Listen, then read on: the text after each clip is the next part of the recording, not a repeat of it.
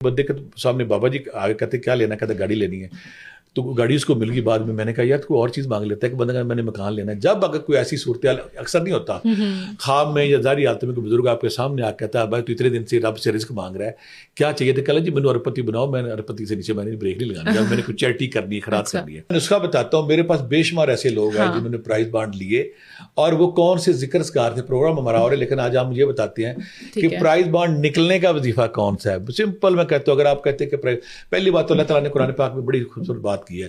अल्लाह ताला कहते हैं कि जो बंदा इस्तगफार करता है ना, मैं उसके लिए रिज़्क़ के दरवाजे खोल देता हूँ। अस्तगफिरुल्लाह। हमारी जिंदगी में कोई गलती, कोई हमाकत, कोई बेवकूफ़ी ऐसी होती है कि हम ना वो रिज़्क़ दूर होता है।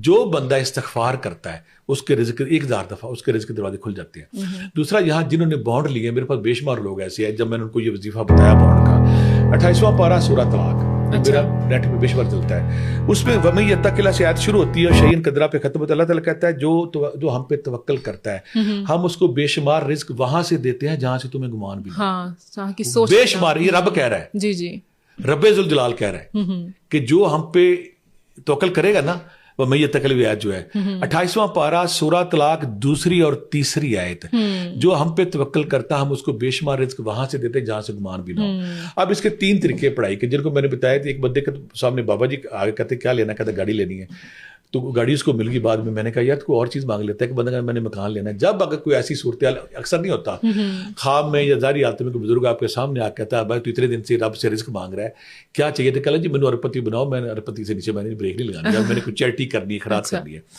अब तरीका इसका क्या है रिज़्क़ के वाले से? जी जी। इसमें 28वां पारा सूरह तलाक वमन यत्तकिल्लाह से ऐसे शुरू होगी, शयइन कदरा पे खत्म होगी। आपने हर नमाज के बाद सिर्फ 10 बार पढ़नी है। ठीक है। पहली बात अस्तगफिरुल्लाह, अल्लाह ताला कहता है जो इस्तगफार करता है मैं उसका रिज़्क़ खोल देता हूँ। जी जी। जो इस्तगफार करता है मैं उसको ना आसमान से बारिश बरसाता हूँ, ज़मीन से माल और उसके माल में मैं इजाफा कर देता हूँ। कसरत से इस्तगफार करना चाहिए। या सूरह ताह की आयत नंबर 131-32 पढ़नी चाहिए, 132 पढ़नी चाहिए। ये जो आयत है ये तो मैं हज़ारों लोगों को दी है। हर नमाज के बाद 10 बार आप पढ़ें, इंशाल्लाह रिज़्क़ खुलना शुरू हो जाएगा। इशा के बाद 313 बार पढ़ें, क्या बात है। अब कुछ लोग कहते हैं जी हमने विर्द करके रब से छीनना है, रब को मना के छोड़ना है, उनके लिए 1 घंटा लगेगा 1000 बार। अच्छा। इशा का अगर कोई बंदा ये जो आते हैं 28 दूसरी और तीसरी 1000 बार पढ़ता है, यकीन करिए या उसका बॉन्ड लग जाएगा, या उसकी प्रॉपर्टी निकलेगी, या उसका प्लाजा चल जाएगा, या उसे घर किसी बड़ी स्कीम में अगर पैसे निकले शुरू होंगे। ये अरबपति करोड़पति बनने का मुजरब वजीफा है। जो भी करेगा नंबरों से हट के, नंबरों से हटके एक, और दिन में वो पड़ेगा या रज़ाक हो या बासित हो या फतह हो 500 बार, और दिन में वो पड़ेगा या गनी हो या मुगनी हो 500 बार। जो बंदा ये जिक्र अस्कार करता है इंशाल्लाह उसके लिए खुल जाएगा। एक और वजीफा यहाँ पे बताता हूँ, रिज़्क़ के वाले से है।